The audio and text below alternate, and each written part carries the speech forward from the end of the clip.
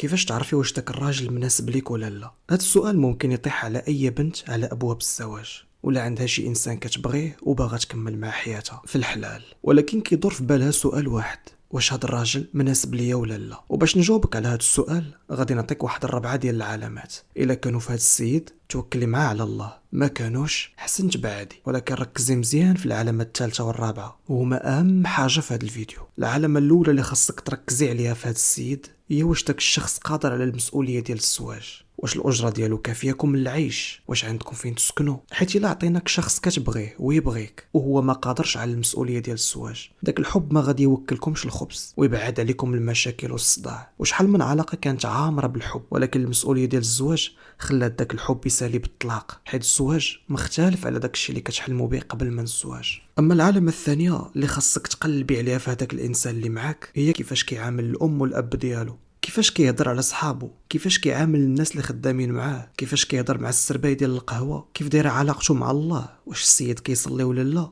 هاد العلامات ممكن تجيك ماشي ضروريه، ولكن سولي اللي تزوجات شخص بغاتو وطلع اخلاقه زيرو، وكيفاش ولا كيعاملها وكيعامل والديها من بعد الزواج. الاخلاق كيف ما ضروريه تكون في البنت، راه ضروري ومؤكد تكون حتى في الراجل، وحيت غادي يكون اب ولادك المستقبليين وغادي يكون لهم قدوه. داكشي علاش خاصك تختاري لهم قدوه حسنه. اما العلامه الثالثه اللي نبغيك تركزي فيها مزيان، وغادي نفسر لك علاش قلت هاد العلامه وفاش هي مهمه. واش داك السيد عنده شي طموح؟ مثلا فين كيشوف راسو من بعد واحد 5 سنين؟ شنو هما احلامه؟ واش ناوي يزيد لقدام ولا لا؟ واش عنده شي اهداف معقوله؟ حيت نفترضوا ان داك السيد عنده حلم باغي يهاجر على برا، ومن يتزوجك جاتو الفرصه انه يهاجر، واش غادي يعقل عليك؟ لهذا خاصك ضروري تعرفي اهدافه والفكر ديالو، حيت هادشي اكيد راه كيهمك وخاصك تردي ليه البال، حيت شي تفاصيل صغيره كتبان لك غير مهمه ولكن هي مهمه وبزاف.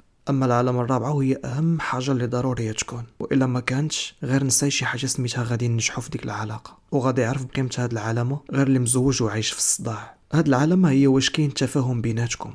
نفترضوا انكم تزوجتوا عن حب وكل شي زوين، لكن داك السيد كيعجبو يخرج بالليل وانتيا ضد الخروج في الليل، اولا انتيا كتبغي الحريه في الباسك وهو ما كيقبلش داك الشيء. هنا علاش خاص يكون التفاهم بيناتكم باش ما يكونوش المشاكل بزاف، حيت راه كثرة المشاكل كتخلي العلاقه عامره بالضغط والعصبيه، ومع الوقت حتى داك الحب اللي كان يقدر يبرد، حيت غادي يكونوا مشاكل بزاف. وهاد الربعه ديال العلامات اللي عطيتك بالنسبه ليا هما اهم حاجه اللي خاصك تركزي فيها وتهتمي بها. ونصيحه اخيره، ما تفكريش بقلبك بزاف، حيت غالبا الاختيارات ديال القلب كتكون غلطه. فكري بعقلك وشوفي داك الشيء اللي في داك السيد واش مسلكك ولا لا، حيت ممكن تشاوري مع صاحبتك وهي يعجبها وانتي لا، حيت ماشي بالضروري داك الشيء اللي غادي يعجب صاحبتك راه كيعجبك حتى انت. داك الشيء علاش خاصك تفكري بوحدك وبعقلك. وفي الاخير الا عجبك هذا الفيديو خلي لي شي تعليق يحفزني باش نكمل في هذا المحتوى.